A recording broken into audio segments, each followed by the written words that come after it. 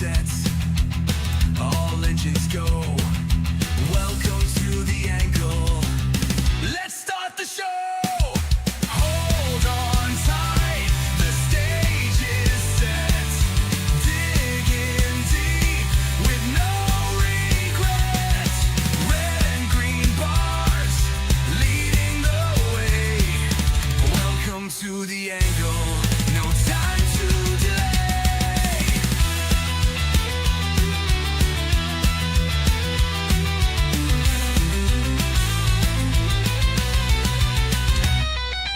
Markets rise and markets fall. Atomcash is ready to answer the call. While the bulls charge hard and the bears dig deep, the angle will keep you on your feet. Hold on tight, the stage is set. Dig in deep with no regrets. Red and green bars leading the way.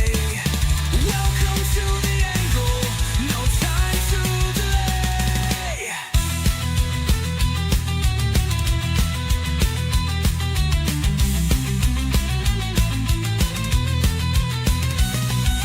Cashing in on the highs and lows where the wind of fortune constantly blows. No looking back, keep your eyes on the prize. Fuel the run with a fire that never dies.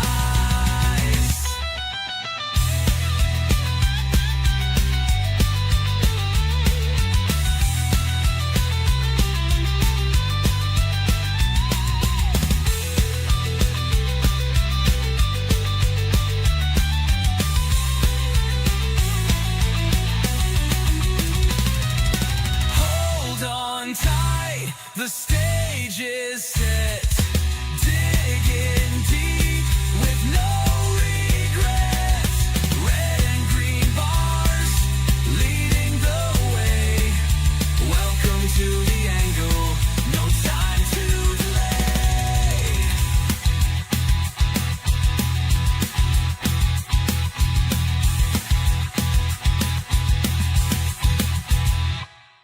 Good morning, everyone, and welcome to the most entertaining, intellectually stimulating financial podcast in the entire world.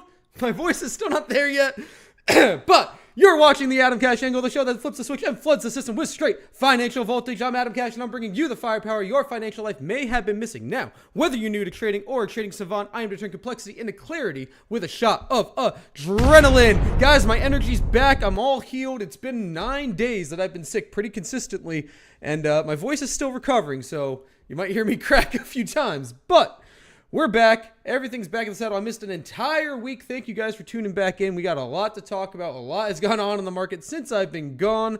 But we're here to bring you up to speed. We're here to get you up to date with everything that's going on in the stock market. My voice is still cracking. This is the first attempt I've made to try to actually enunciate and talk with some energy. And you got to bear with me a little bit. I'm doing my best. So, good morning to you guys in the chat. Good morning, Hatchet, Toby, Omar, and Negum. Hope you guys are all doing well. Thanks for tuning in this morning, and thank you for the welcome back messages as well. Before we get too deep into the market, let's do a real quick market overview about what's going on this week. That way you guys are prepared. You know what's going on. So, today, not too much going on. Trump does have a meeting at 11 o'clock with the Syrian president, so that could be something. And then also meeting again at 3 o'clock with the Indian ambassador. Outside of that, pretty quiet day. We have some Fed speakers in the pre-market, but nothing too rocky here on the Monday morning. Now, looking ahead to tomorrow, again, a pretty quiet day. A lot of things going on with Europeans Bank, the ECB tomorrow. So a lot of speakers for ECB tomorrow, so that could have some effect. But really quiet day as well tomorrow. Heading forward to Wednesday, excuse me, we have a bunch of Fed speakers. We have the Treasury Secretary speaking. So Wednesday, if anything, is going to be the busier day. And prominent earnings on Wednesday at this point are just Cisco. That's about it. Fast forward to Thursday. Thursday, we've got core CPI, or we're supposed to get CPI, so we'll see how that works out, as well as jobless claims. So Wednesday and Thursday seem to be your days to be a little bit more careful, where we have a bunch of Fed speakers on Wednesday, and we have obviously CPI being an important print on Thursday as well. Fast forward to the rest of Thursday, you got a few more Fed speakers and the 30-year bond. Like I tell you guys, whenever you're looking at bonds or yields or anything like that, the longer the term, the more it's going to affect the stock market. So those are the things, if you're a stock trader like you guys watching, that you want to be knowledgeable of, or at least aware of on the days that that information is set to come out. And lastly, on Friday, we have PPI, which is typical. It comes after CPI. Every once in a while, it's backwards, but we have PPI on Friday.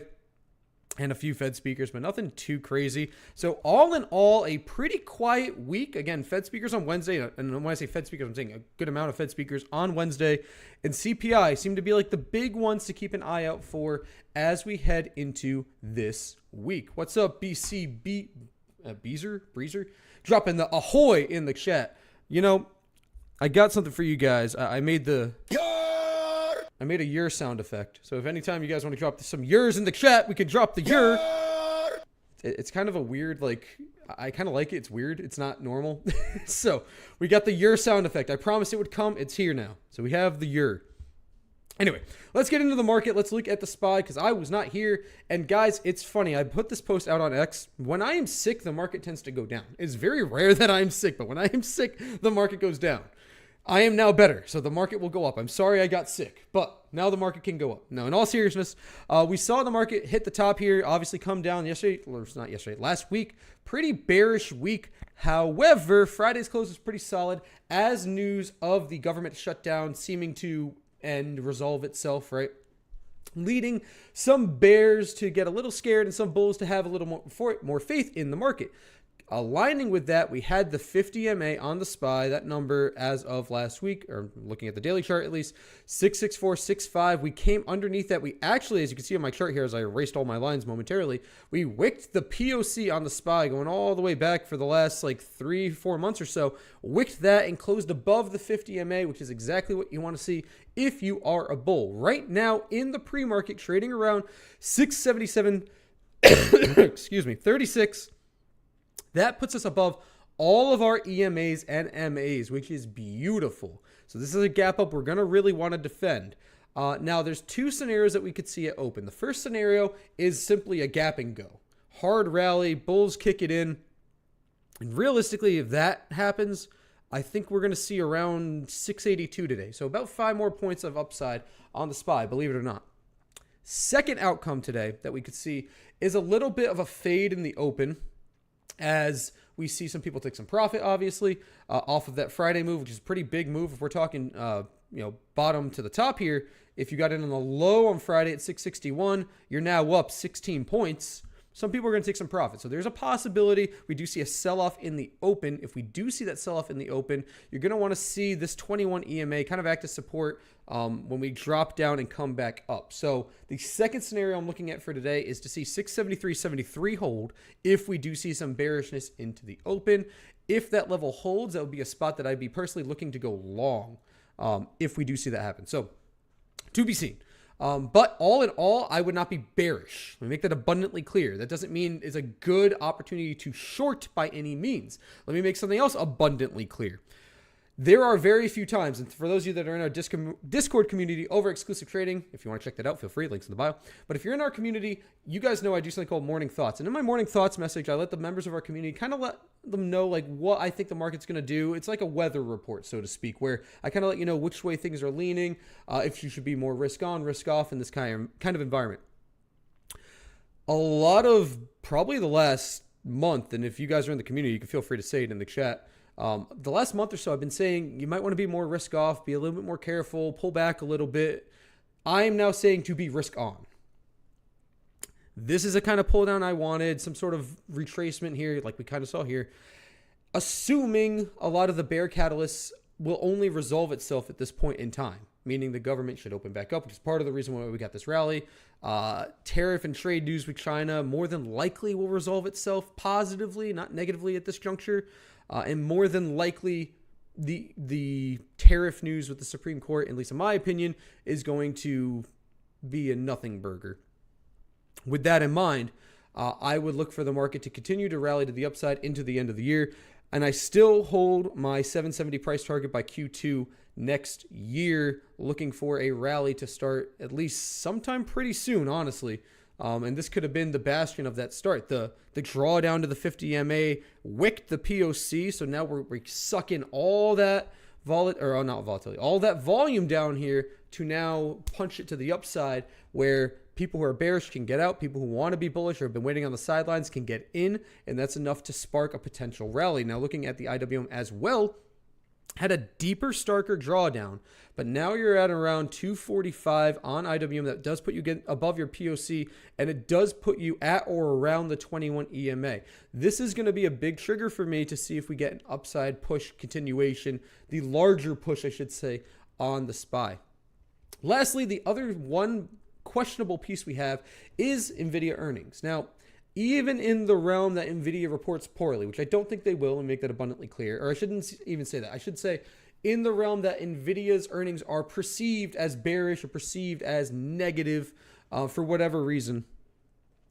And let's say the worst case scenario, it drops 20%, right? Hard fall on NVIDIA. And I'm not saying that is going to happen. I'm just saying in the worst case scenario, a hard fall like 20% obviously could happen. Anything's possible.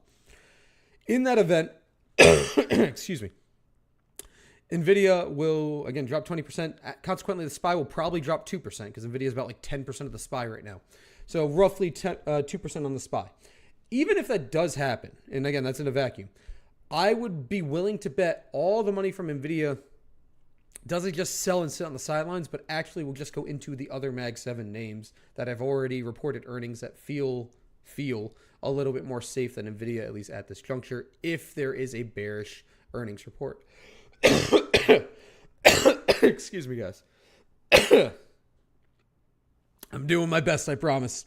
I really am. I wanted to do a show, so you're going to have to bear with me. I'm going to make my way through it the best I can. Excuse me. Last thing to watch today is volatility. Right now, the VIX is around 1834. Good God. Sorry, I know that's not good for your ears. I'm sorry. I might just have to mute myself continuously. So if you hear me go quiet, I'm muting myself. 1830 is a big level to watch on the VIX today. Keep an eye on that. You know what I'm going to do? I'm going to go grab a seltzer real quick before the market opens. So hang tight, guys. Let me go grab that, and I will be right back.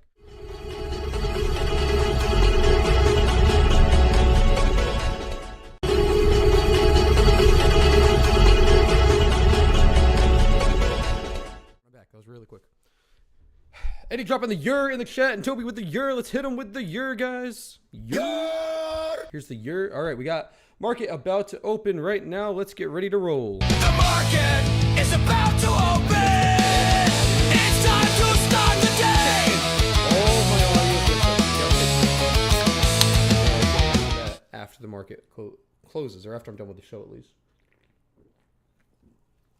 Not sponsored by Polar, but one day I will be. Just saying. I'll be the only stock trader sponsored by a seltzer. All right. The market is open right now, trading at around 677.19. You guys have your marching orders. You know what exactly to look out for here on the open. So we'll keep a tight eye on the VIX and SPY roughly around this juncture to see if we get a sweep down to the 21 EMA on the daily or not. Ideally, in a perfect world, we bump and run. We just go. We gap up and go. There's no pausing. And we just melt to the upside. If that happens, what I'm looking for here is basically a break of the pre-market high, 677.87, which happened all the way this morning, early this morning. So that's what we're going to look at for the open here. So a few cents higher. Now, it's Monday morning. We had a gap up. Please be careful if you are going to trade or buy to open any new contracts right now. Just because this is a very volatile move to the upside. Not a bad thing, but you do want to be a little bit risk averse on this kind of open, at least in my opinion.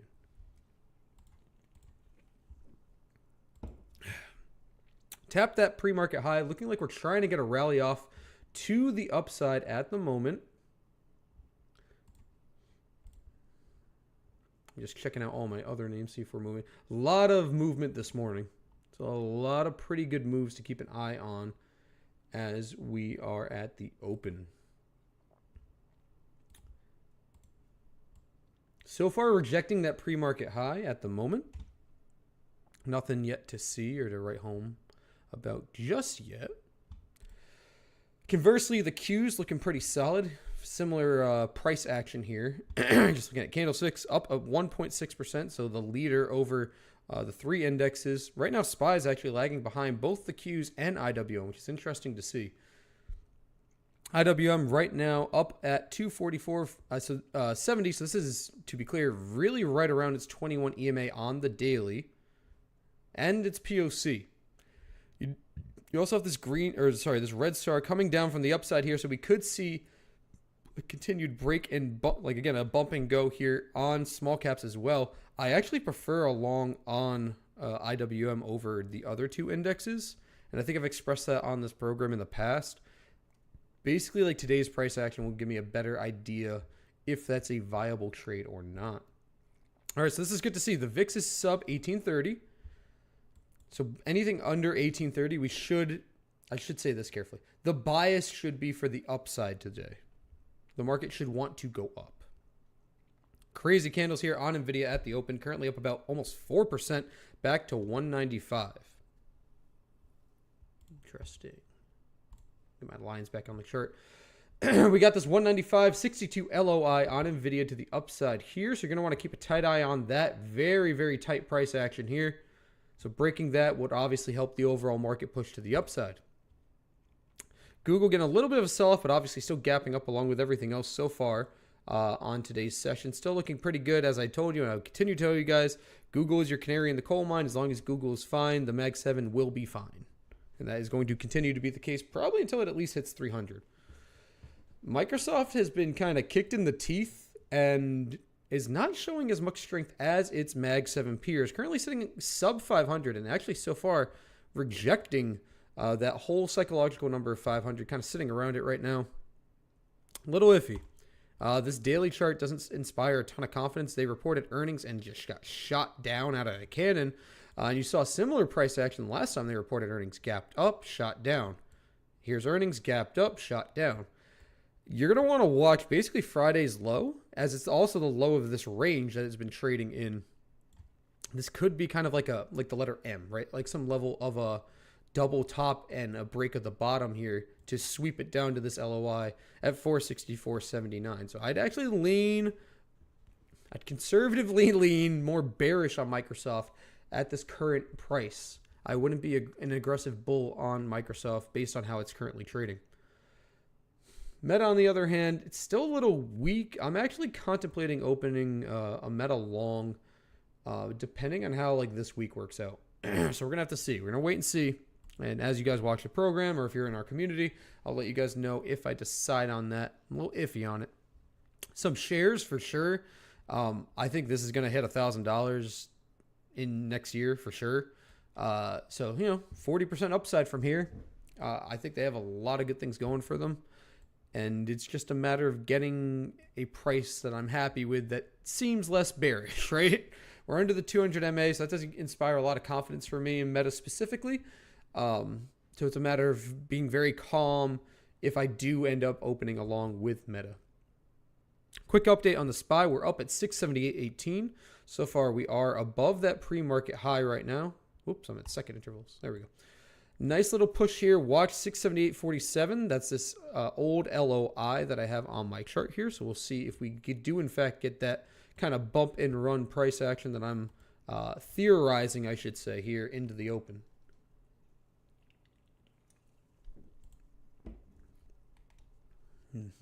Volatility now at 18. So the VIX has come down quite a bit from the open.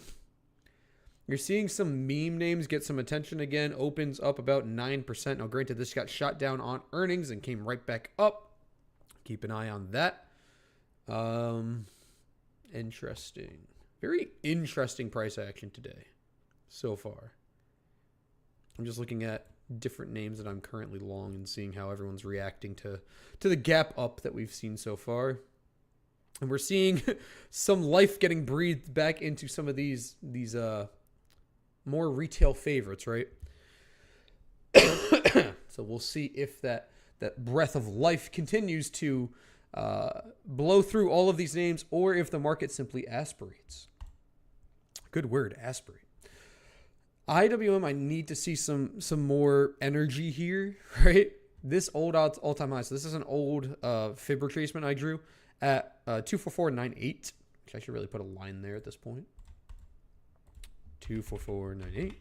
That's an old all-time high for a range, right? So that's a very important level. Breaking that level today should inspire some more bullishness near term for IWM, at least through this OPEX. Keep in mind, the OPEX, or this month's OPEX, or November OPEX, ends next week. So we're going to see some motion here, more than likely. Like today could be either the start or the denial of a bull rally here through November OPEX. Now, in a perfect world, we get a bull move through November OPEX to then perpetuate a stronger bull move through December OPEX and into the end of the year, which I'm sure a lot of you would probably like. Everyone likes a Santa rally. Omar saying, Meta dying, is it? Yeah, not great. For me, like I wasn't around Friday afternoon, but I was watching this gap fill here on Meta. So we had this gap back here on 5.9, and we wicked it, and so the gap filled. So I'm kind of watching this general area if I'm considering opening a long. And again, this would be on equity. It wouldn't be like options, right? But this would just be solely an equity trade. You do have this other gap down here, down to 550. So this might be one of those names that you kind of dollar cost average into, where it, in my opinion, at this juncture at least, it was overvalued. It's coming down to obviously a fairer evaluation. But Meta is one of these names that just gets hated for a while. I mean, down here, remember this, I forgot exactly what it was, but in 2020, I was actually long it back here-ish, right around here, like 150-ish or whatever.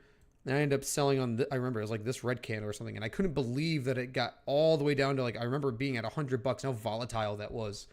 And ever since then, it rocketed up to 800. So this is a name where it can get some hate and fall pretty decently. So I don't want to be early to this one by any means, especially if the market leans more bullish and Meta continues to drop to the downside. That's showing relative weakness, not relative strength, which I don't want, obviously. Neck and Saber pushing. Yeah, Saber is a... Let's see how much Saber broke my heart. All right. Keep an eye on this one. For sure. So this is Saber, and it's offering a pretty interesting setup here. There's a downtrend here as... Whoops, I guess my lines disappeared for some reason. Okay. There's a downtrend that's here on Saber that is pretty interesting to see. They just reported earnings, and earnings actually were pretty solid, and they actually had a pretty good daily candle on their earnings. And the next day, the market kind of went to hell and took Saber with it. Now it's back at that trend line once again, which again disappeared from my chart here for whatever reason. And it has the potential to have some level of an island bottom down here. Now, an island bottom typically involves a strong gap up back here to 230, so I don't think realistically that's going to happen. However, breaking above this 228 area on Saber, so these highs here, give a lot of air to get it back to $3. So this is a name you want to keep an eye on, especially if we see some volume kick in on the downtrend here. Breaking the red SAR could substantiate a break to the upside here. Two ways you could play it. I'm thinking about getting back in on equity, but I'm waiting and being a little bit more patient. But on the break of either the trend line right here, you could consider equity with a tighter stop, or you could wait and see if that 228, as you can see, I have an alert here, that 228 area breaks with some volume. From there, consider a long as well to at least the 200 MA up here at 263, and then finally for the full gap fill down at 296. So that's what I think about Saber here. Good short-term opportunity if you're patient and watch it very, very carefully. Damn. I feel like I'm eating rocks. Oof. All right. Yeah, how's neck too? I like this one quite a bit. All right. This one's going to be a good one. When this one goes, it's going to be fun. Keep an eye on that one. Can't give away too many things here, but just keep an eye on it. SPY right now broke over that 678.47 LOI here with some pretty sustained bull action. 1, 2, 3, 4, 5, 6, 7 green 1 minute candles in a row here. I would anticipate some level of a pullback here. Watch for this LOI to hold as support, bounce, and go. Let's actually take a peek at our IV at the moment, kind of see how things are moving around right now. IV is actually on par. So our rolling 52-week IV right now is about 1783. Currently at the money, 0 DTE IV is right around that 18 to 19 level, as you can see on my options chain here. Now, a tiny bit still elevated, but it makes sense considering the price action here, getting a hard push and continuation to the upside. IV is going to expand a little bit as well with that. Currently sitting at the IV percentile of 61% with HV at 41%. Means you should be a little bit careful on the buy side with SPY options, as you're overpaying a little bit by IV percentile, and the HV percentile is insinuating that volatility on the underlying, in this case on SPY, is in the lower percentile. It's been more volatile, 60 whatever that is, no, 59% more of the time in the last 52 weeks. So IV is a little bit higher than HV percentile, so you may be overpaying for some SPY contracts right now, which, when you think about it, kind of makes sense with how the daily chart looks. We fell down pretty good. Now we're coming back up. So it could make sense here. Just something to be warned, or something to be careful of if you are trading, especially 0-day options on the SPY.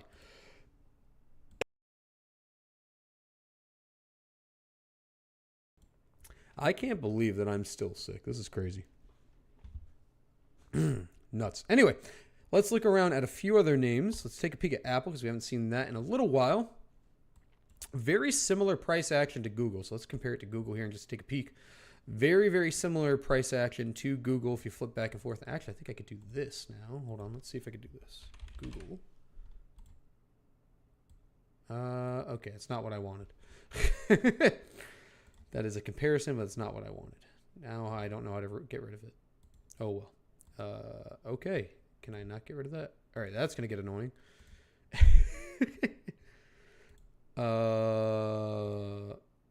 Okay. Can I turn that off? Hold on. I'm sorry.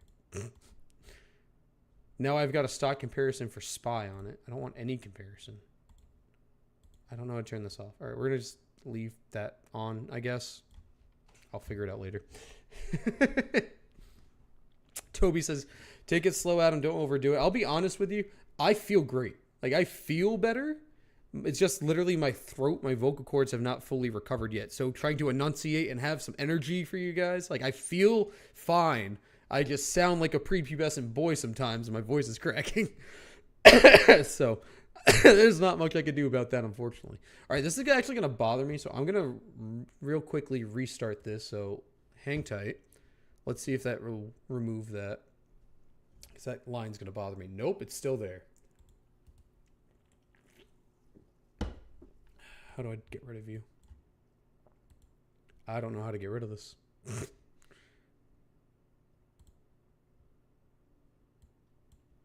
If anyone uses Webull, if you know how to get rid of the stock comparison tool, I would appreciate your commentary right now, because I don't know how to get rid of this and I don't like it. I really would like to get rid of this. I can't hide it. All right. I'm going to ignore it for the time being. We'll compare it with the Dow, I guess. Maybe we'll use it. We'll see. Anyway, market now at the highs. We did back test that level. God, it's going to piss me off. Double your creatine dose. Yeah, that'll make me feel better. I got to double my creatine and I got to start snorting some protein powder. I'll be right as rain real quick. Looking like we might get a little bit of price rejection here, potentially. What I'd look for here short term, another tap of this LOI would be preferred, and kind of shop here just for a little bit, 5-10 minutes, before getting another push here to the upside. Because so far this is looking pretty solid. IWM is at that all-time high here. So we could get that move here on IWM that I'm most interested in, as I said. 50... Quintuple my creatine dose.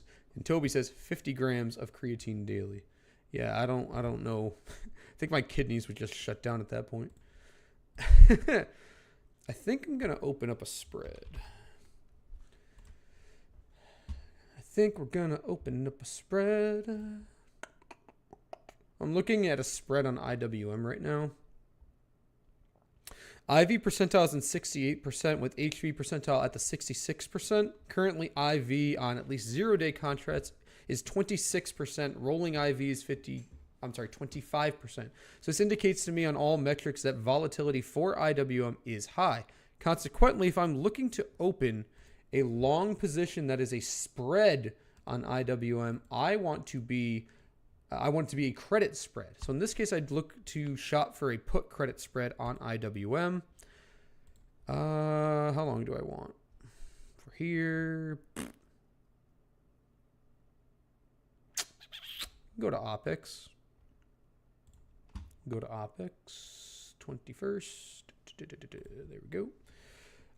So I do want to look at a put credit spread because right now people are overpaying for premiums. So the way you make money with any sort of credit spread is to have those premiums deplete. So I want people to overpay for my spread so I can capture as much money as possible. Now, the real question is, how risky do I feel?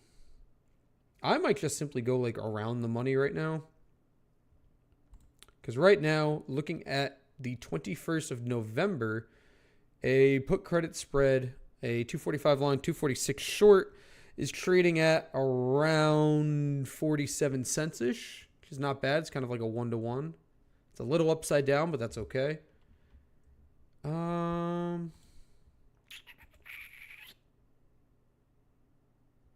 Let's see. I'm going to see if I can get filled at... do 48 cents. So it's a $1 spread. I'm looking to fill at least near a 1-to-1 risk to reward, which put me at 48 cents. The ask right now is floating, and this is very volatile, floating around 44. The bid is around 51. And again, I want the highest number possible because that would pay me the most money with a put credit spread. So I parked an order for 48 cents that just filled. Great. So I am now long. Let me type this all out. And for what it's worth, if you're in our seed decree program, that is something I'm alerting right now there. IWM 1121. Put credit spread. Buy to open BTO. Buying to open the 245. Put. Sell to open the 246. Put 0.48 credit.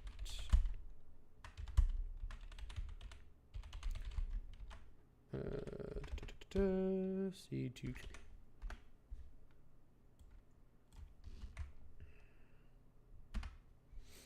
And let's see if I can fill some in my main account as well.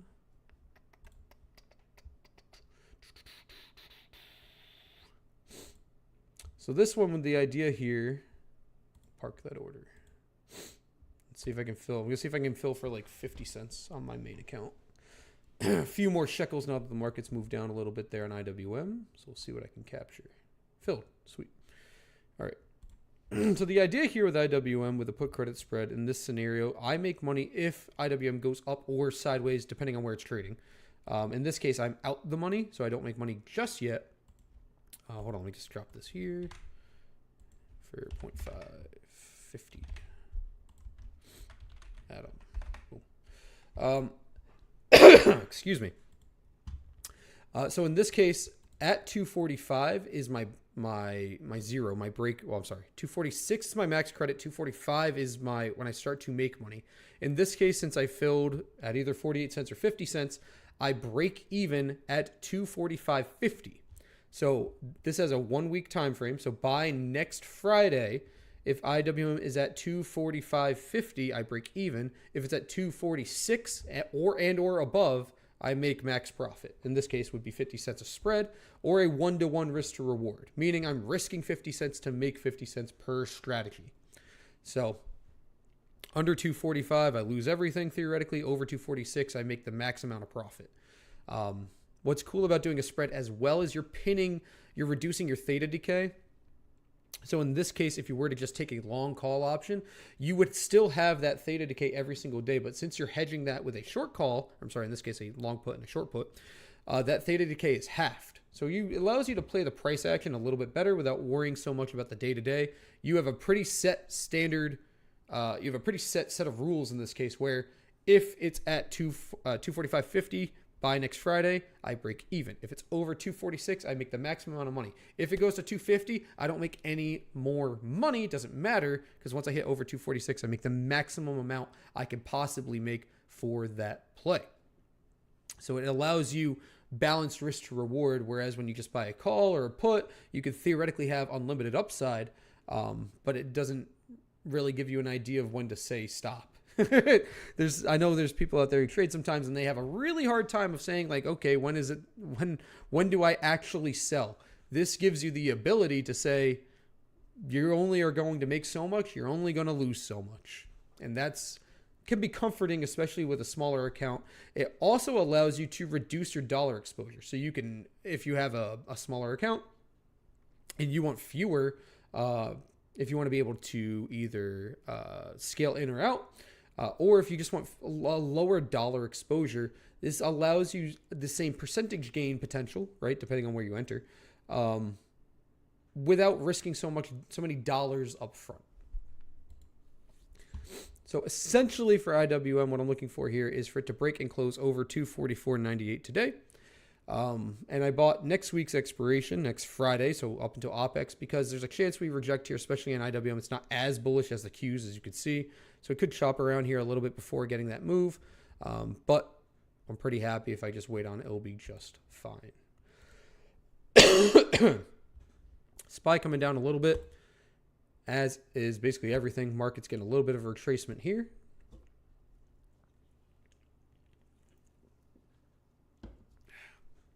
We'll see what happens momentarily.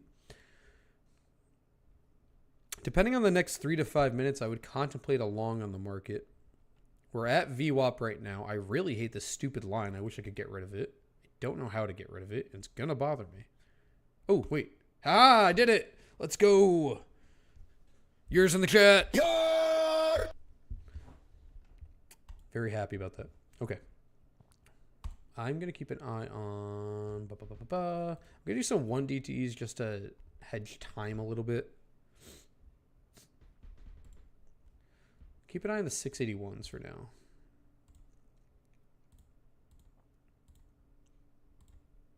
I like that's a little bit out the money.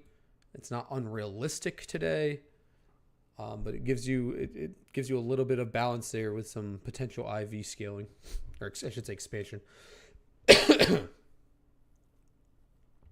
So if we float around VWAP here and we start to get a little bit of love here, then I'm going to look to enter those 681s for tomorrow.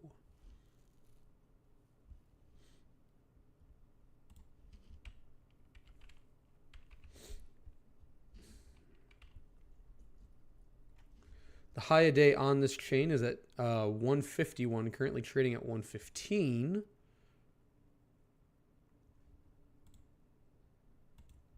Okay, now it looks like the time I want to start scaling. All right. I'm going to slowly start dipping my toes in here around this 115 range. I'll probably buy in little tiny tranches of like 2 to 5. Yeah, I'm going to take it a little slow here. Okay. Grabbed a few more.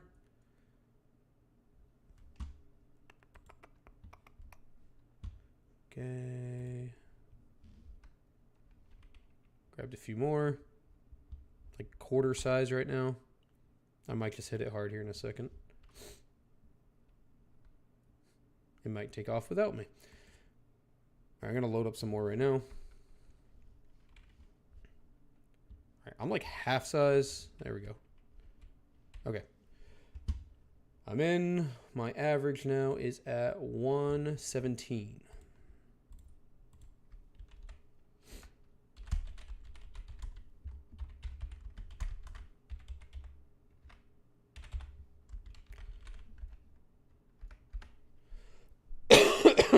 So we'll see how that fares.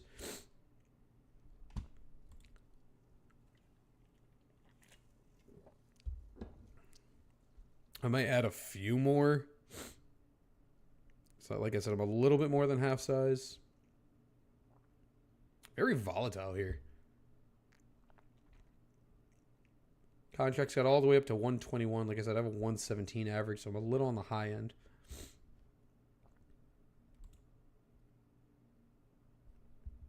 I think we're going to get the rally here very soon. Especially if bulls can hang on to this LOI here, we're going to get a nice push. Eddie said, what did I just hear? Had to pull my phone out of my pocket to see if I was tripping. Eddie, I made this just for you, my man. Yar! That's the yer. I told you I'd make a yer sound effect. I made it. That is handcrafted through my with the power of AI and my ingenious brain. I've created a yer sound effect. It's very interesting. I can't hear it one more time. Yar! It's like a. He's got a nice little roll of the R there at the end. It's not like a yer. It's like a pirate. I'm like, oh, that's so cool. It's different. So now we have the pirate yer. All right. Well, looking like I'm right so far. Held that LOI. Now pushing the upside, breaking the red SAR, or attempting to break the red SAR to the upside at the moment. His contracts are now up at 124. So even with a little bit of a sloppy entry, we're still doing pretty good. C for a push here and a continuation to high a day. Breaking high a day with volume would be very chef's kiss. We will wait and see. At that point, I'd look at high a day to potentially trim some out and watch the volume here very closely. We came down. We have our MACD starting to round out here and start to push to the upside. So we should get a continued push here if the volume supports the move. Toby says it sounds like Crump's doing the year. I should have him. I should ask if he could do it for me and I could record it and I could use that. He would, right? He would. It'd be funny. Man, I've already like shot through that seltzer. That's crazy. The vocal cords need lubrication to have the energy. Good little wick here on the SPY. Looking for that continuation here. We need the volume to back it up, though. So I'm ideally over 200K would be pretty solid. 154. Yeah, iffy. Not great. Up at about 11% now. I'm actually going to trim some out because I don't love this just yet. All right, trim some for 12%.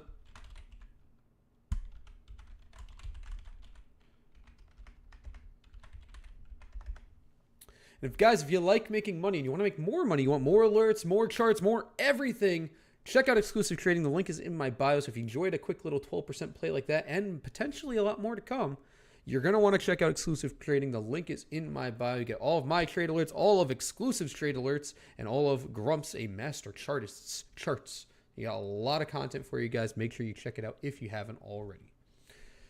And I'm glad I trimmed because it was looking a little shaky. So it's not bad, right? The trade's not ruined, but this is de-risking and not lying to ourselves that it was a little shaky there at the moment. So taking that 12%, taking some risk off the table still allows me to stay in the position and have less exposure. So now what I'm looking for, if this was to actually flip bearish, which I don't think it is, let me be abundantly clear, I'd look for the lows of this range to break. So essentially making a lower low. In this scenario, I would look to breach under this low at 678.42, which we hit 678.44. So we still technically have a higher low there. You could extend it to VWAP or this low, which I may give it the grace to. But if that low breaks, then I definitely want to be out. Again, if we're looking at a very, very short time frame, I also want you to notice on that rejection there, you're seeing higher volume. See the higher volume on that rejection there. So that could spell a little trouble. So I'm just being honest with you guys, and when things are good, when things are bad, this is at least a point of view that you want to have of it could go bearish here. It's not really looking that way just yet, but if the bears are going to push it, they could push it here. Now, you did see a lower low. You could make the argument as long as it's higher than this low, it's still okay. You still see a lower low from that low form on that last 1 minute candle. You also had a bit of a doji candle there, but look at the volume kick in. you had even higher volume push to close over the LOI on that 1 minute close there. So it does look like the bulls are going to try to step it up here. Again, not out of the woods either way, bullish or bearish here. And on these contracts right now, I'm basically sitting at my entry. So again, I'm risking a little bit here both ways. But the upside opportunity looks way better than the downside opportunity, at least sitting at this microcosm of time that we're watching the chart at this moment. So we'll just keep a quick eye or close eye on this as we continue here. If I'm a bull, I want to break over this previous high from the last 1 minute candle, get over the POC, and obviously break over where we rejected up here, the high of this red candle. So those are my like little short-term goals. Breaking above the high of this red candle more than likely will lead us to the high a day. If we don't get that push here in the next like 2 to 3 minutes, I'm more than likely going to want to cut out. So really depends here. It's really either way I see an argument. Again, I'll reiterate that this favors the bulls more than it does the bears though. So there, although there's an argument both ways, the way this is sitting right now, I'd still lean 60-40 bullish bearish. You're still making higher lows in this generalized area, leaving wicks behind as well. This is showing that people are buying up at this level, right? People are not allowing this level to break and continue to the downside, at least just yet. So we're keeping a tight eye on this right now and see where it goes from there. Again, those contracts are still right around my entry, so nothing too crazy there. On that push, the Qs actually made a new high a day. So tech is pretty bullish, up almost 2% for the Qs. Pretty sizable push. IWM is definitely the weakness right now. However, I do anticipate this to turn around and rally before the end of the day. Obviously, I have an open position. But again, there's a reason why I also took a spread. There's a chance that it could go down because this is a big level here, this 24498. However, breaking this 24498 should lead to a strong rally to the upside. So what I'd look to do here, I'd keep my spread, obviously. If and when we get a break at this level, I could also add calls to my position there and push for even more bullish position, play the calls for the momentum trade above this area, and still kind of have the spread as like the safe bet, so to speak. So that's kind of how I'm sitting and how I'm observing how IWM is currently trading. Don't love that wick. So we'll see. Like I said, you got about like 1 or 2 minutes here on the SPY. If we don't see a push to the upside here, I'm going to want to cut out just from a risk standpoint. We need to see some level of a substantiated move here with some volume as well. So we need to see some volume kick in on this and push it. It's looking pretty good though, because it's looking like we're consolidating above, which is important, above this key LOI. If we were consolidating beneath it, that'd lean more bearish. We're still holding above it, which makes me want to be patient and wait, because this is a key area of support and resistance. Being above that key area, and the longer we wait, the more favorable it actually is for the bulls here, as this MACD starts to round out and continue to the upside, and as this allows this RSI to cool off just a bit, but still maintaining bull momentum to, again, the upside. And as I talk sweet nothings and good positive words about the SPY, we're getting a nice little green candle here. If we get a rejection of this high, so the high of 679.04, that's also going to be a sign for me to cut and run, or at least put a stop loss on. So if we get a double top in this range, then I want to tighten up very fast. So those are all the things I'm looking at here. Actually, it says, I know you don't like shapes, but a pennant is forming. Yes. The reason why, so let me be very specific, because you'll see me, sometimes I do draw shapes, right? The reason I don't like shapes is I think it leads to a bias. When you draw out a bull flag or a bear flag, I think it leads you to a bias to not just look at the candles and the volume. So not looking at just what the candles look like and the volume looks like, but because it's forming a bull flag or forming a bear flag, oh, it's making a shape, it can lead you to bias yourself and stay in a position longer than looking at the specific candles and how they're behaving with volume. Now, if you're controlled enough where you can actually do that and draw shapes, then good. But especially for me, from a teaching standpoint, and I'm showing you guys what I'm looking at specifically, I'm very apprehensive to draw shapes on my chart for that reason, because people go, wait, but this is a bull flag and it went down, or wait, this is a bear flag and it went up. I'd rather really hone in and focus on how the candles look, what they signify with volume to give you a better inkling of how to trade. Because at the end of the day, all you really need ultimately are these candle shapes and volume, ultimately, because that tells you where people are buying and where people are selling. And from that, you can determine where support resistances are, where opportunities lie in general on all time frames, which is why I focus on that so hard, because that is what is a repeatable process you could do instead of drawing, oh, this is a double pentagram, devil's kiss, butterfly. Clearly, we're going to expand on the third Elliott wave to Mars. Like, what? Stop. I hate that. So he says, we know you're afraid of geometry. You don't need to get defensive. We can help you. It's not so much the shapes, right? It's what's behind the shapes when people don't take in all the information. That's the issue.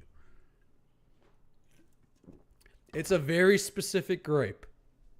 It's not just cut and dry. It's very specific. All right, so remember what I said earlier, guys? If we get up to this high of this candle, so it's right here, and I'll put a line on the chart just to help you guys out, visualize. What is that? 67904. So it's the high of that candle. And we'll make it red, like I like to do for you guys. Make it nice and thick so everyone can see it. There you go.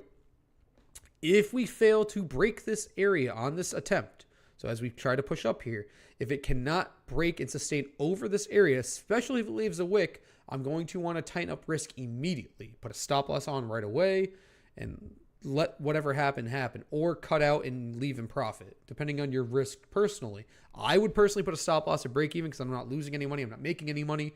But the opportunity is still there, right?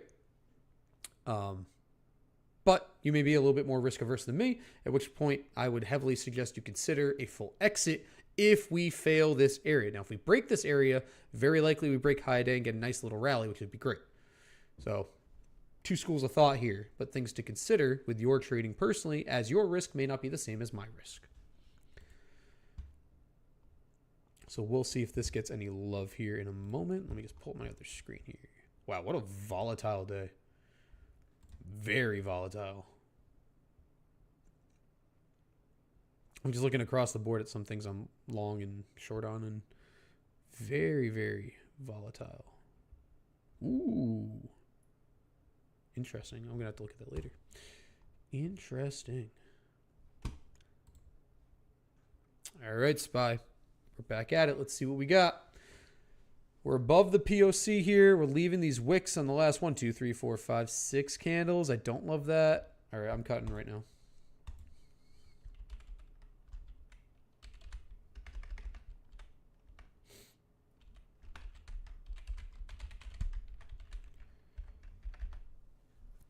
Close those in profit. I did a market order, so it's somewhere north of 117. And now we've left 1, 2, 3, 4, 5 wicks. We could be putting in a lower high, at least right here. This is very indecisive to me. I don't even want long or short exposure here. Because I'm not long, that doesn't mean I want to be short. It just means I don't want exposure right now. If we come back down and chill down here again above this LOI, then I might consider going long again. They could have wicked me out on that. That's okay. It is what it is. But the risk to reward here is not fantastic. I may get back in right now if we see some good volume, though. I'm not afraid to buy back higher if it looks good.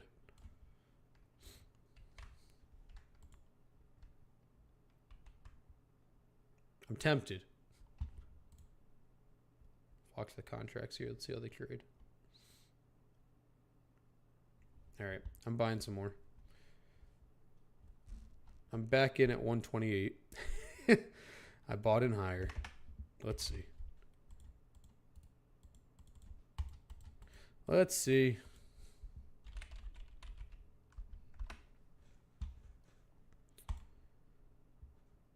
So now if we don't break this here, then I'm going to want to cut out again. We pushed above it.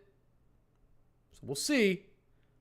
It's rare that I buy in higher. So when I buy in higher, I could have got wicked out here. So I'm seeing if the move continues here. If not, I can close and take either a small win, small loss, whatever it is. But this is the moment of truth. Good volume on that candle too. Broke the red SAR here, so if there's a move, it's now.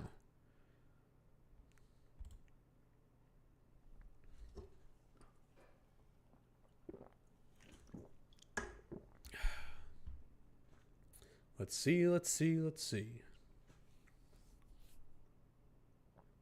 Wick the POC here. Newly formed POC based on the volume of that last candle. Come on. Give me a nice bump and go. Man, if IWM could just participate, we can get small caps on the train here, which it looks like we're starting to bottom out here on IWM. So this could round out and help give a little rocket propulsion here to break to the upside. NVIDIA looking at this 195.62 area. Obviously, a clean rejection there. Watch this spot for potential bull catalyst for the overall market. Google's looking like it's having a great day. Microsoft, wow. I'm actually really impressed. That got a nice push off the 500, now at 505. So it's looking like we're trying to save the day here with Microsoft.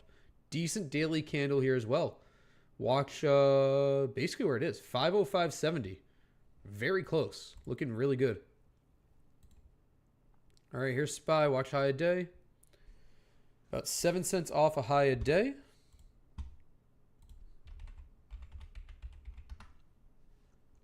Currently sitting about 6% on these contracts. Nothing crazy. And if you never closed out like I did, you're a little bit more comfortable. Basically wicked the high a day. We're off a little bit. But pretty damn close.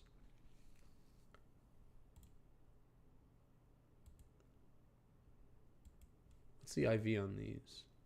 Let's keep an eye on the IV. Right now, only 13.6 on the 681s. So we might see a little bit of IV expansion if we can get a bump and run here. I don't want to see a double top and reject. That would not be good. IWM looks like it's getting some love. It looks like it could rally out of here. Look at NVIDIA. Push up and reject again at that 195.62. This is why I want to give you guys a very specific level. You can look at it in real time. You don't have to believe me. You could look at it right now. We tapped it here on the 10 o'clock candle. Off by a penny there. You came up again here around 10:06, 10:07, and then again the last minute or two. So this is now the third tap of this level. As these levels tap, they tend to get weaker. So when you're above them, or when they're above you, it's a period of resistance, right? Potential resistance. When you test and test and test, think of it like you're banging down a door with a whatever, anything. One of those door things that the cops use. You can tell me in the chat what that's called. I don't know. With the big metal things that you swing. You hit the door once, it gets weaker. You hit it again, it gets a little weaker. You hit it again, it gets a little weaker. A little weaker, a little weaker, a little weaker, and then it breaks. Same rules apply here when you continuously test the area, especially if you continue to make higher lows. That rule gets a little rejected if you break the lower low, but if you sustain and keep pushing the higher low there, you will get a break to the upside. Harsh rejection here on SPY. I am now underwater on my contracts, but we'll see what happens here. Ooh, IWM got hit there too. I like NVIDIA though. We're forming these wicks here.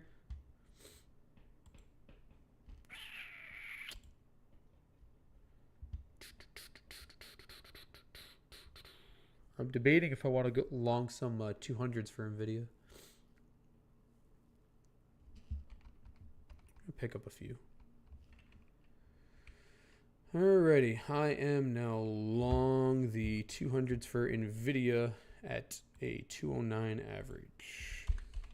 Not crazy size, but enough to wet my whistle here.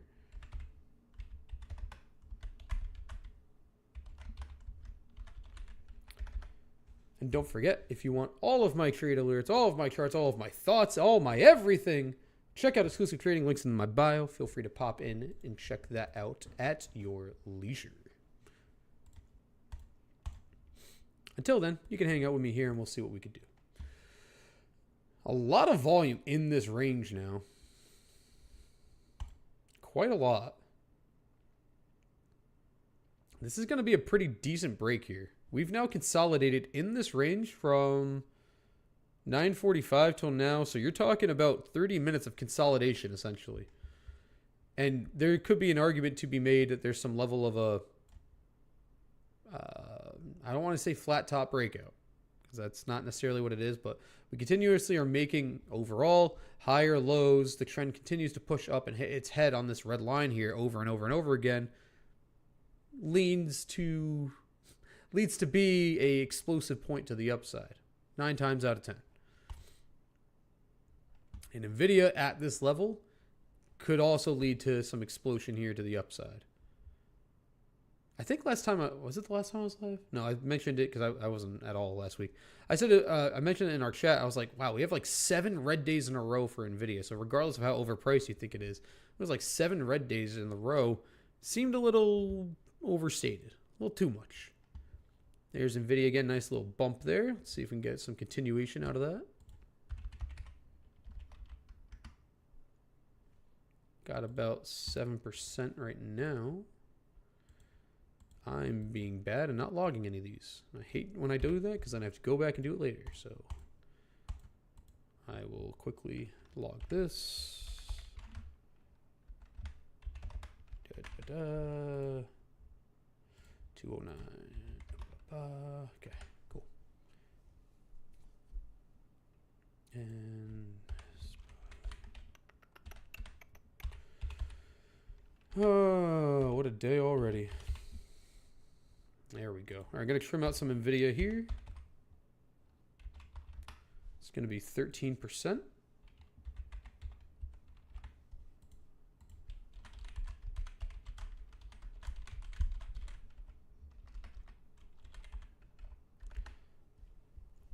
Nice little baby double-digit gains today. Not bad. Nothing too crazy, but pretty good. Pretty steady. Love to see some level of continuation here. Look at the volume on that break. Solid volume on that breakout.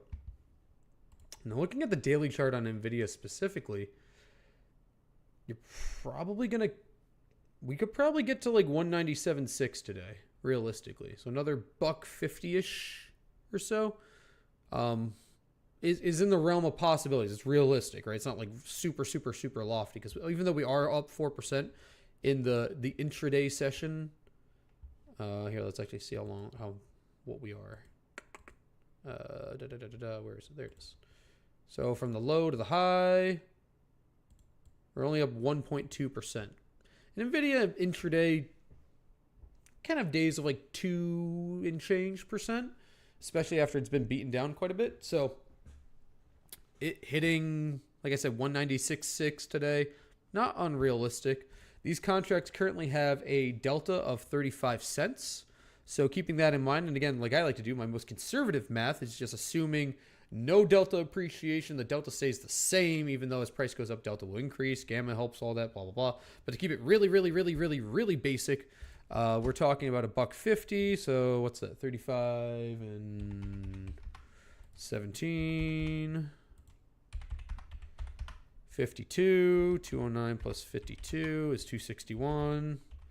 So most conservative metric, if we hit that price target, in the most conservative metric, those contracts would be worth at least 25% gain. In the most conservative metric, again, only no delta appreciation, assuming delta stays flat, which it won't, assuming gamma has no role, which it does, assuming IV has no role, which it does. Those contracts should trade around 261 at least. So we'll keep a tight eye on that. Oh no, looking like we're breaking to the downside here on the SPY. Arguably still in the range. Ultimately, if you're determining this is the bottom of the range, which makes sense because you had this kind of start here at 936. So I'll give it another minute or two to get back in where I feel it's more comfortable here and kind of go from there. I think it makes sense that it dropped a little bit with Nvidia getting a quick back test of that LOI before it continues to the upside. So not too worried. Google's cooling off, so I'm not too worried there. Microsoft still looks fine. This was a nice push. But it looks like we're just consolidating higher before getting another little leg here. Meta did a great job. Honestly, it was looking like dog poo-poo earlier, and now it's okay. Could start moving down here for a little baby gap fill, a VP gap fill here to 631, but I wouldn't think that would sustain itself for long. Apple, not bad. really should stop bleeding right around here. Right around 272.23, exactly where we are. Should get some levity. Tesla's looking fine. Amazon's okay. Not great, but not bad. The price action on the daily chart is ugly. I hate it. It's not fun. And I'm not touching Amazon for a moment. For what it's worth. Wow, look at open. 740. Crazy little fall there and bounce back up. I think got to like what? Low was 524. Huge move off the low there. Off of earnings. Interesting. Grab back near the sixes. Looking good. Looking good, looking good. If you guys have any charts you want to drop them in the chat, any stocks, any names, feel free to drop them in the chat. We'll take a quick peek. And just like that, this is why it's important to pay attention to your leaders. So although SPY in a vacuum look gross here, right, on that little fall, in a vacuum, it looks gross. But when we look at NVIDIA, which again is like 10% of the SPY, it getting a break makes a lot of sense for it to come back and back test that key level before continuing to the upside. So getting this kind of move does make sense when 10% of the entire stock market is this price action, right? So it makes a lot of sense. Now what we need to see is NVIDIA break the high a day so I can make more money and then support a break here for SPY to finally get out of this range and push maybe $1 plus. Considering Google, Microsoft, Meta, and Apple all look pretty good, and Tesla all look pretty good. Basically everything but Amazon. Not that Amazon looks bad, but everything else looks like ready to rock and roll. Ready to pump it up a little bit more. Things are looking pretty good. Pretty good across the board. What are we looking at for the day so far? I've got 4 likes and 75 people watching. Okay, guys, I'll make a deal with you. My throat's killing me. But I was going to close up shop at around 10:30. But if I can get at least 10 likes on the stream, we'll go to at least 10:45. So if you haven't liked the stream already, pop open the app real quick, hit the like button on the YouTube stream. Appreciate your support, by the way. I didn't even do my grift. I didn't even do my thing where I asked you guys to like the stream, comment how you like, whatever. So if you wouldn't mind, if you're enjoying the stream, you enjoying the content here, do me a quick favor and like the stream, right? 10 likes will go until at least 10:45, at least. And if you haven't already, pop over to the YouTube channel, hit that subscribe button. When we hit 500 subscribers, this will be an everyday show. So if you like the content, you want more of it, all you have to do is hit the subscribe button, maybe tell a friend or two. We have a very small knit community, as you guys know, for finance in general. I have like maybe one real life friend that actually like that is very close to me since like childhood that trades, right? Has interests of trading.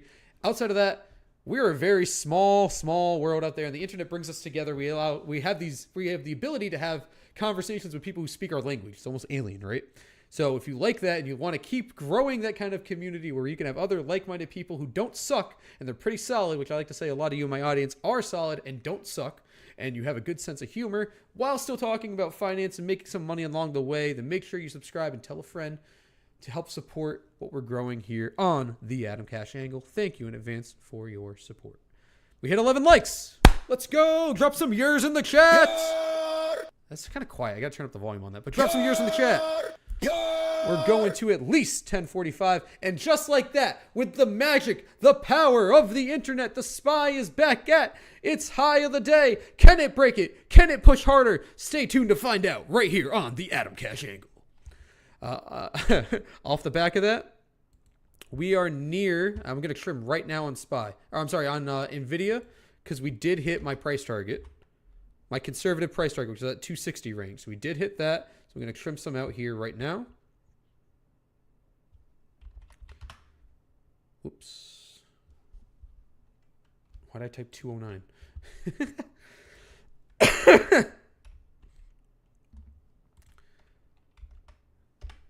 Oh my God, Butterfingers. There we go.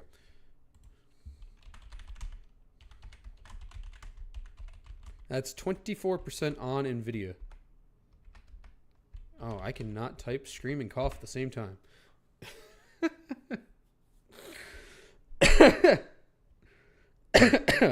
Woof. All right, let's keep an eye on NVIDIA there. Nice push here again. We basically hit my price target. We hit it. Oh no, I said 297.60, not 296.60. So we got another dollar here still to go on Nvidia, and we hit my conservative price target for the contracts, which was 260. So we have hit the at least the trading goal, the price target goal for those specific Nvidia contracts, the most conservative metric, right? So now we're looking to see if we can make a little bit more money, a little less conservatively, with the remaining contracts that we have here on Nvidia.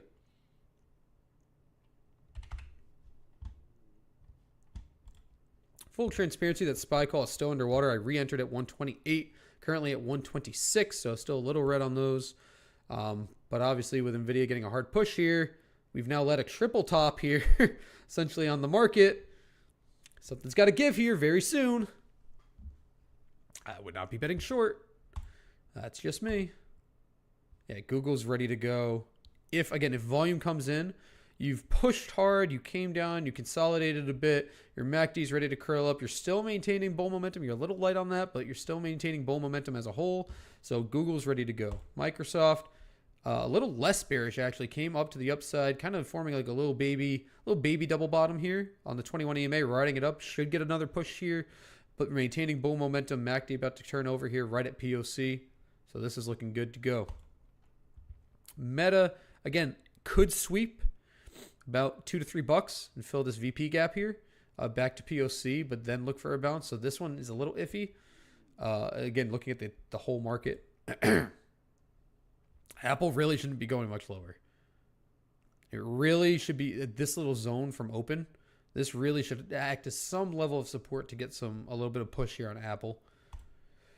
Tesla had a nice little push there, and this is like, I guess, worst case scenario for Amazon here. Just totally melting down. It's getting a little, I don't like saying the word oversold to the 200 MA here. So we should see some sort of reaction down here. So all in all, the market is ready to push for the upside. It just needs a little kick in the ass, essentially. We're right there. It just needs a little kick. And we're going. And that lines up with what SPY looks like right now, right? We've built this long consolidation now for almost an hour, this zone, and we're banging our head at the ceiling. Like I said before, we're hitting the head over and over and over, and it only lasts so long before you break and push. All right, the seltzer has been consumed, so now we can push. The market was waiting until I was done with my seltzer. Now we can make a new high a day. Now we can make more money. Now the market can go up. I'm sorry, guys. I got sick. The market went down. I didn't finish my seltzer in time, and the market just chopped. I'm sorry, okay? Now that I've finished the seltzer, now that we have at least 10 likes on the stream, and now that I'm no longer sick for the most part, now the stock market can rally. I apologize. Now we can go up. We did make a new high on that little wick there. 679.22. Still no continuation though. And good bull setups don't mean anything if we don't have follow through. So at this juncture, I've been using that word a lot today. Juncture. Like it. 1, 2, 3, 4. Above this red line, we have not really had a. Actually, we'd had 1, 2 candles close above this red line. If we can't. Pretty soon, if we can't sustain a close like 2 to 3 candles here, not asking for much, but a few more closes above this red line here, then it could sour on us. But I'm willing to stick with my guns here and wait. We have the VIX under 1830. We are also looking at our other mag names. Nvidia should still continue the upside here, should trend. Google's ready to reverse, like I said. Microsoft should get some level of reversal here to the upside. Meta's the only one that's questionable, but even if it does sweep down, it won't be very much. Apple should also catch some support here. Tesla should kind of trend here to the upside a bit. And Amazon should catch a bounce here. It did not. It knifed through its 200 MA so far, so that's not good. But overall, looking at other Mag 7 names, because obviously that impacts the market, it's like 30% of the SPY. Things lean more bullish than bearish, or the opportunity, I should say, relies more on the bulls than the bears. Marcel says they should have been a Celsius. Look, I have my 200 milligrams of caffeine before I go to the gym in the morning. I don't need another 200. We're good. I typically have enough energy and hype uncaffeinated. So So caffeinated, I have a little bit more energy and hype. If you want to double up that caffeine, I'm just going to be bouncing off the walls insane. Let's not do that. Bad idea. Would not be a happy camper. Let's see if anything else is happening across the board. Refresh that. Refresh that. Ugh. Some of the rallies have been sold off a bit on some names. Other ones are holding up. It's very interesting. It's a little mixed bag. Like I said to you guys, I believe last time I was live, whenever that was, I have a pretty decent mix of like small, mid, large, and mega in my portfolio. And it's cool to have that because, especially on the things that you're bullish on, right? Equity, that you're bullish on, because it kind of gives you a quick snapshot of, if you trade a certain way, how your setups are performing across different sectors, across different market caps. And when not everything's pushing up, or when you're seeing some weakness in one place and strength in others, it can open the door to different opportunities, which I'm seeing today is interesting, that certain things are pushing to the upside that I didn't really think would, and other ones are moving down. It's a little bit of a mixed bag. Overall, a lot of things are still green because a lot of things gapped up. So I'm talking mainly from the open, what the trend has been. So there is a little bit of, what's the word I want to look for? Almost decoupling for some of these positions, where some of the small and mid cap names are catching some positivity and some are actually not. So that's interesting to see. Here's NVIDIA looking like we're going to push that high again. Let's get these contracts over $3. I'd be pretty happy with that. I'll probably go runner size if we, because I got 70 cents here realistically, right? I said 197.70. So if I can get over $3 on those NVIDIA contracts, I could probably go runners, slap a stop loss on, and let whatever happen. That would give me almost a 50% gain. Pretty solid. So we'll wait and see. Also, if you're in a smaller account, you can also put a stop loss on right now. There's no shame in your game. We now built a decent little buffer here because I got in at 209. They're now at 275, so there's a good little amount of buffer there. And you could also move your stop loss on or up as you go, which is also an option I recommend for a lot of people, or I suggest you consider. For a lot of people, just moving that stop loss up as you make money. That way you're not losing any money. If it knifes, it falls down. You're just moving the point in which you're exiting the trade, so to speak, up with you. All right, SPY. We got at least 10 more minutes on the program. So I'd love to see SPY just break and melt to the upside here before we wrap things up. Because the market tends to do this thing too. If you haven't noticed, when I'm live, it likes to wait until I'm not live and then make the cool move. So sometimes the market likes to troll me. And I would prefer today does not troll me. Omar said brokerage app decided to take a poop before I entered NVIDIA and SPY though. I mean, yeah, and also SPY is obviously going to obviously be quasi affected by NVIDIA. So as long as NVIDIA goes up, it's going to obviously support SPY's price action as well. There's our push on NVIDIA. We got about 60 cents to go here. Contracts are trading at about 280. So again, I'm looking for around 197, 70, 60-ish area. So 50 or so cents here. That should, at this point, push me around $3 a contract, which is where I'm happy with going runner size, essentially. I'll be pretty happy at that juncture. Juncture. That is the word of the day. Juncture. Let's see.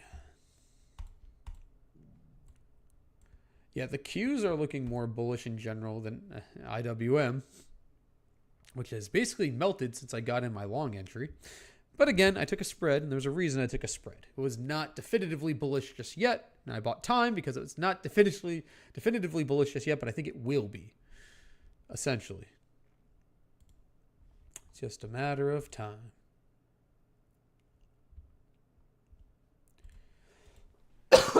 Excuse me. Let's keep an eye on that NVIDIA. Now, if we look like we're going to start petering out here in the next minute or two, then I'm also going to want to go runner size. But as I say that, we're getting a little bit of a push. Almost 290. A little bit more. We are 30 cents away from my price target. Come on. All right, we are almost there. Get ready. Here it is. Boom.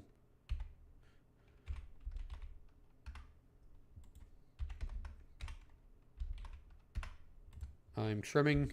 I'm going runner size. That's why you hear me click clacking. I'm actively going runner size now. All right, in runners, 44% gain. Let's go, baby.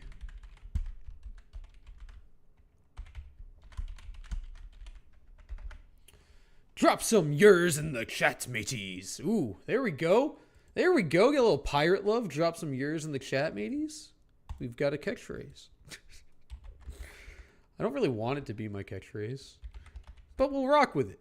I like it. It was something organic that we did here. Really, it's all thanks to Eddie.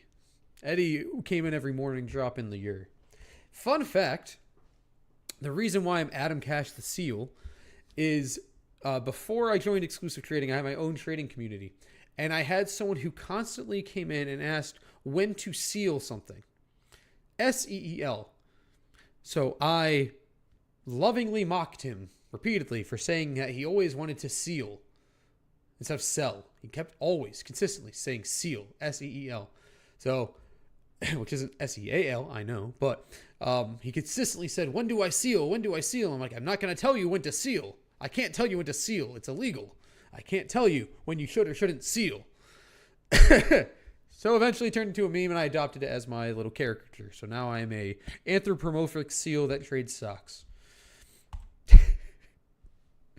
Gotta love it.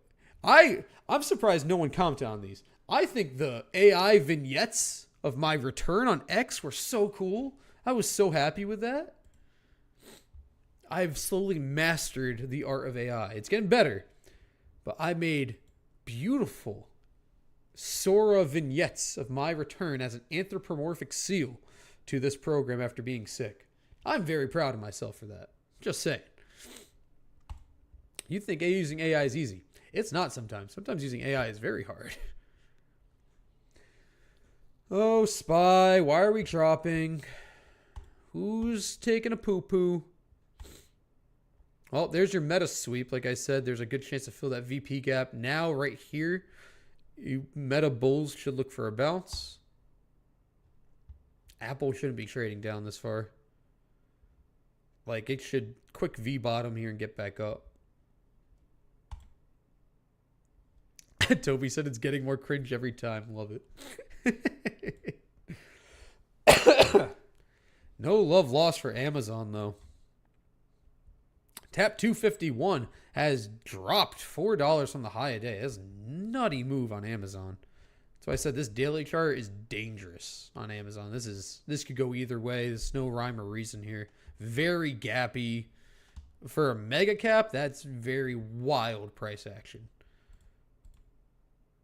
Not great.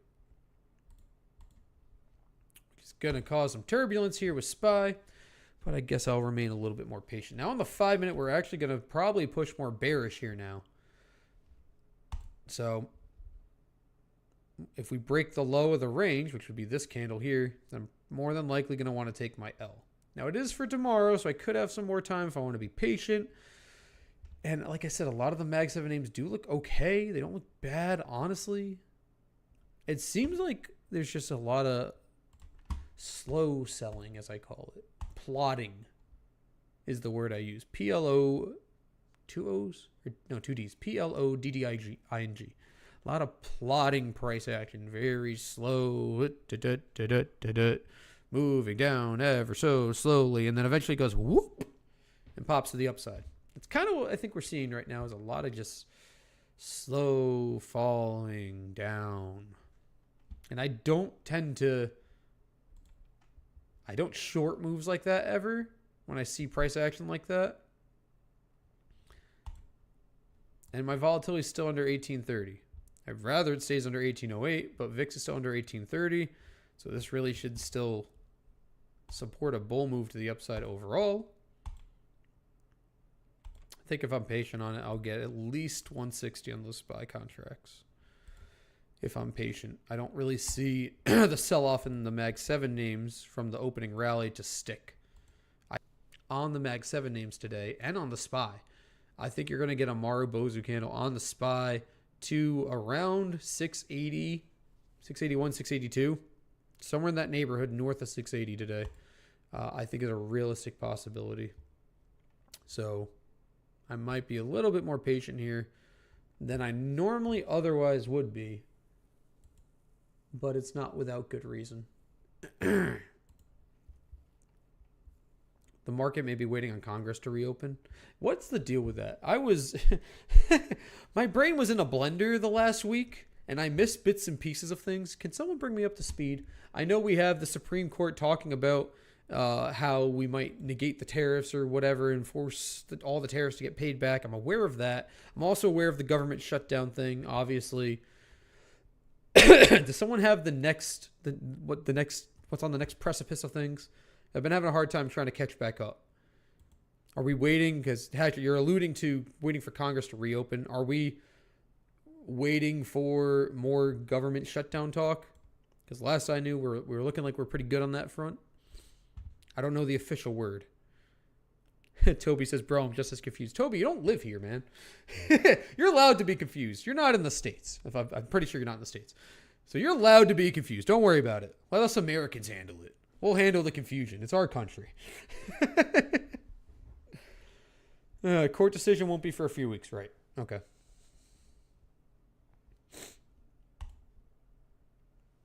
Well, we were shy of my price target on NVIDIA by 3 cents. I think I said 97.70.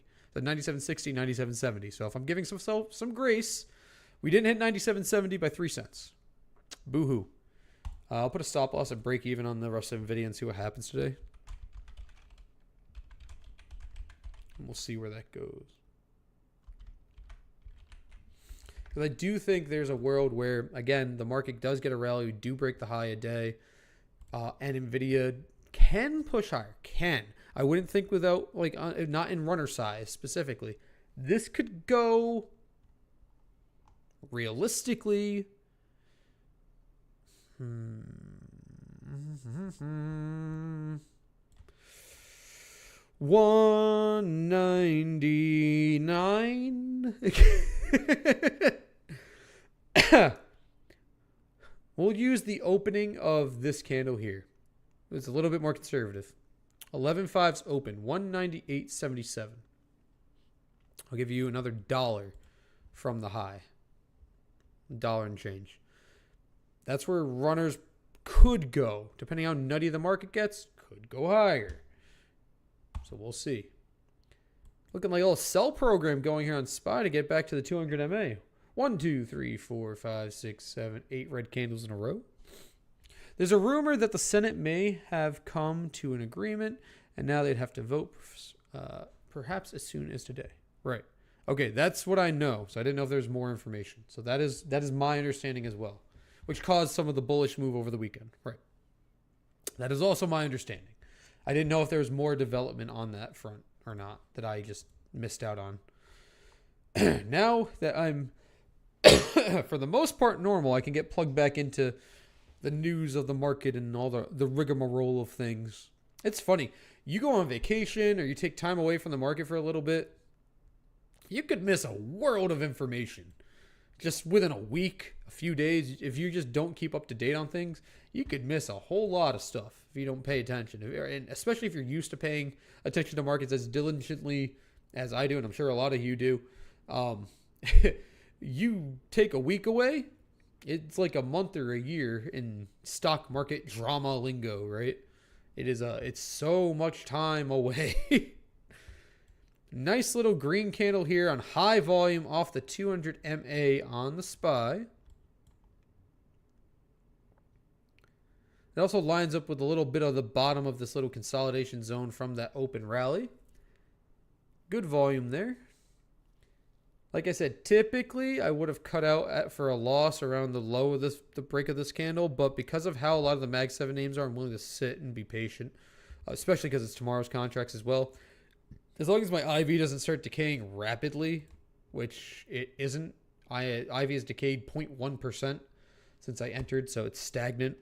So as long as IV doesn't start dropping like a rock for whatever reason, then this more than likely will still get a substantiated move to the upside, still break high a day. And again, I'm targeting like $1.60-ish on those contracts, maybe a little bit more. It actually says I have a rule to not look at X while trading. Not a bad idea. I think it's important to be aware of what's going on, but sometimes obviously looking at social media can be distracting when you're trying to trade and can influence your decision making. And you don't want that. Most people don't want that.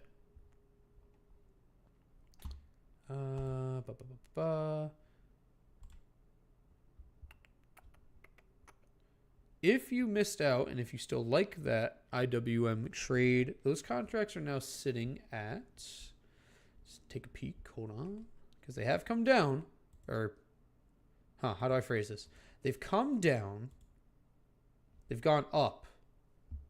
Technically, they've gone up because, no, they've gone down. They've gone down technically.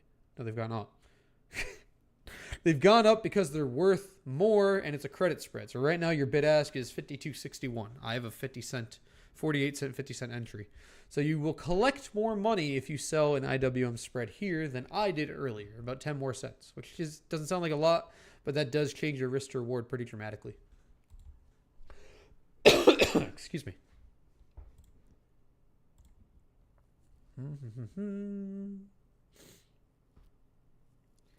See what else is going on here. Not too much. Looks like everything's kind of waiting for something to happen. I'm just skimming over a few things. Looks like the market's just kind of like waiting for something to happen here pretty soon. Feels like it's pausing. SPY testing the 200 MA once again.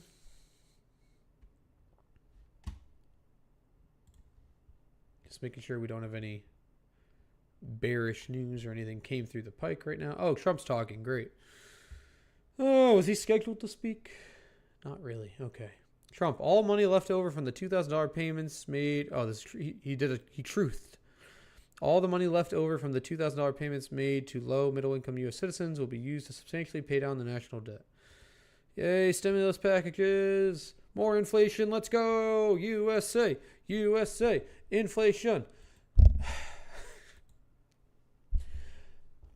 When it costs as much to get fast food as it does at a regular restaurant, things are broken. Things have been broken for a while. I personally don't eat fast food, but I have seen the price of, like, for example, like a Big Mac or whatever, right? A meal when you get fries, like drink, whatever. If you're to compare that meal to literally any of your local restaurants, they are comparable. I don't know who out there is like, they're not even fast anymore. Why buy these things? The reason why I'm bringing it up is because with these $2,000 payments, more than likely it's going to inflate the market even more. And not the market in terms of, well, probably will inflate the stock market. But it's going to cause inflation to go up even more because now there's more free money circulating in the system, which means each dollar physically costs less, which means the cost of things will continue to go up for the companies to be able to keep their same margins. It's wild to me. And what's more wild, again, is how someone like McDonald's, and people pay for it too. People go to McDonald's to get subpar food, wait in line to get their subpar food. It's not fast, it's not good, and it's not cheap anymore. I should just short McDonald's. What's McDonald's trading at?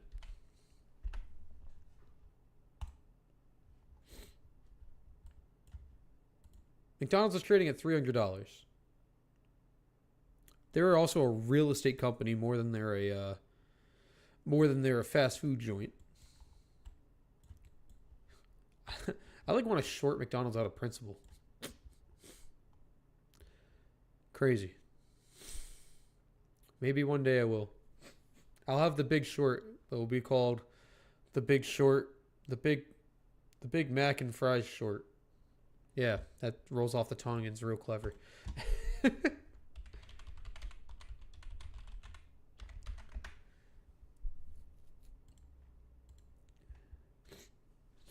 I remember when I was younger, Big Mac menu used to cost around €5 to €6. McDonald's are in the real estate business. Yep, that's what I said. You're funny, Toby. I remember when they had a dollar menu. Remember that? I'm old enough to remember the dollar menu. Okay, did we get bad news? Did something happen?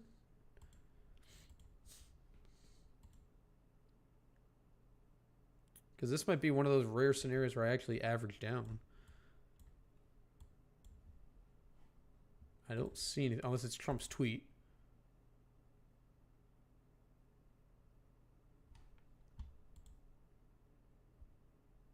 I mean, Nvidia came down pretty hard.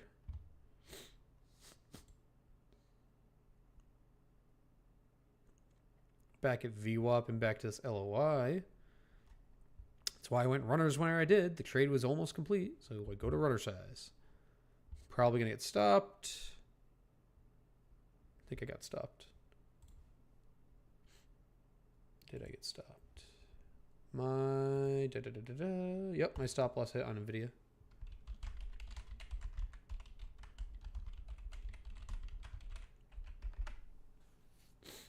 So now we're holding a nice little bag on SPY at the moment, which is okay. Did anyone see any news? I don't see any news on my news aggregator. That would cause that kind of a sharp little dump there. Let me see if I'm missing something here. I'm sure someone said something somewhere.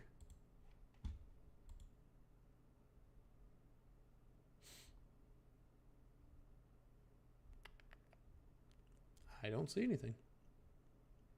I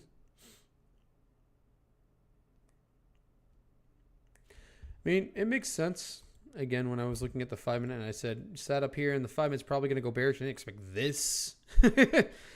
I expected it to maybe float around the open price, so we swept a little bit lower than I thought. Now, you do have basically free range to fall back to all the way down here. So at that point, I'd look to add more. Because for that point, I wouldn't be risking a ton of money. These are now 65 cents. I wouldn't be risking a ton of money to lower my risk here. Where it can, because we're in this big range here, it can whipsaw back real quick. But I'll wait and see. There's no real news for to justify the move. You did break the 200 MA, which can cause a pull, so that's possible. But outside of that, no real news to cause this kind of downfall. Outside of a technical thing, right? Like I said, we chopped up here for long enough. We've rejected too many times. And I said the 5 minute went bearish, and we pulled down. Again, I didn't anticipate this. I anticipate us stopping like $1 higher. That is what it is. So we'll see if we get that dollar chewed up real quick or not. House speakers said they think they have the votes to pass the reopening bill. Interesting. Wonder if that's it. VIX is back over 1830. So we're going to want to keep a tight eye on this, because once you're over 1830, you can expand here up to 2030. Now, I don't think that's going to happen today, to be abundantly clear. But the possibility for expansion exists when VIX is over 1830. Consequently, if the SPY continues to the downside, and again, I'm not looking to short. I don't want to be short today at all. I'll make that abundantly clear. There is a possibility that we sweep all the way down here to around the 673.95, because in this range, we're very rangy. Not to mention, we also gapped up, right? So it's possible that bears are looking at this as an opportunity to sweep the low and get down here and maybe even fill the gap, which would be 671.08. Wait, that's not right, is it? No, it is right. So it'd be $5 lower. So that's your bear side of things. I just don't think we see that today. I could be wrong. I just don't think that's likely. If that does happen, I'd rather reestablish as another long down here versus trying to short this down. Because right now, this could be kind of a bear trap. You've got 1, 2, 3, 4, 5, 6, 7. So 35 minutes of bear price action here. Remember, bears take elevators, not escalators. So bear moves typically are fast and quicker, right? This could have been that little yoink there at the 1055 mark before getting some level of stabilization before rebounding back to the upside. So I would still not short this. I would be cautious. I don't think you're out of the woods as a bull, clearly, right? But you're also not out of the woods as a bear either. This is not a clean bear thing. You could, if you wanted to, short the AEMA. That's what a lot of people do, and a lot of people are looking at the same lines and drawings that you and I are, right? Could short the 8 EMA here to ride it for the low a day and keep a pretty tight stop there. If you want to consider that, that's a viable option. If I was to take that kind of trade, I would not do it via options. I would do it via futures. So if you like that idea, a futures exposure here of opening a short on the SPY at the 8 EMA tap is going to be much, much safer than an options exposure here, because there's a chance of you getting some IV crush if we go nowhere here, especially on a 0 DTE. And especially if you're like me and you're not necessarily looking to be a bear, right? It's a short-lived bear position. You don't want to be bag holding puts specifically. Now, futures are a different story. That's what I'm saying. If you have futures exposure, if you have the ability to trade futures, or you like to trade futures, then shorting the EMA is a very valid trade you can make and try to break the low a day there. I would heavily suggest you don't consider, though, shorting via puts, especially 0 DTE puts, for this tight of a range, because it could whipsaw back and turn sour on you very quickly. So you don't want that kind of exposure here, in my opinion, unless it's a call exposure. You break that and you have that IV expansion in your favor. That would be the only thing I would look for as a bull. But as a bear, I wouldn't touch it with the puts. IWM got all the way down to basically my worst case scenario on the day. We tapped the 242.39 LOY. So we'll see how and if we get a reaction down here at that point in time. Really shouldn't be. I mean, you almost filled the gap, the after hours gap, right? So at that point, actually, I'd prefer if IWM swept a little bit lower. Might as well tap the 200 MA. That fills your after hours gap. That actually will fill your gap as well on the chart. 241.6, right? 241.66, 241. Yeah, 200 MA would be around there too. So even a little bit lower wouldn't be actually bearish. It'd be more bullish. You take all those potential bear catalysts on IWM. Actually, I kind of want to open directional calls for IWM as I'm talking about it. I'm going to leave you guys with this, and I'm going to go grab some food.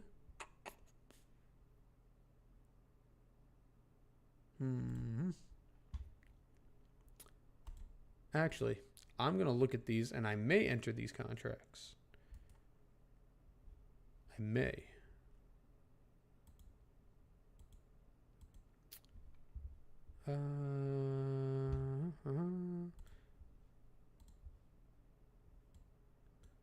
I guess here we'll do this.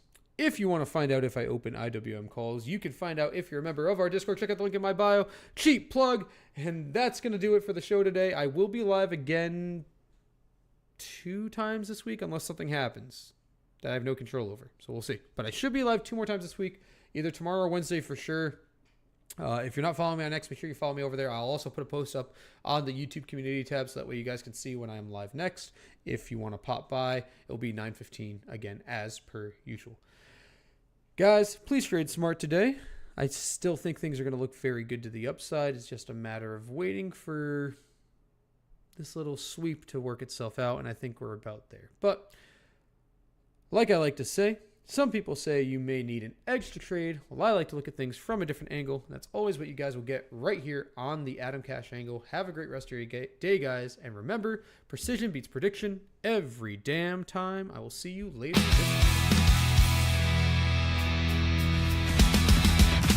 The time has passed, and that's a wrap.